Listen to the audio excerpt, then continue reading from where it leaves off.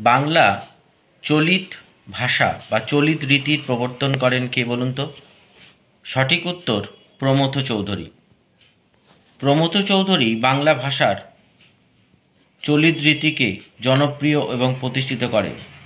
তিনি 1914 সালে তাঁর সবুজপত্র পত্রিকা বের করেন এই চলিত রীতির মাধ্যমে বাংলা ভাষাকে আরও সমৃদ্ধ করার জন্য, যেখানে তিনি এক নতুন ধারার সূচনা করেন।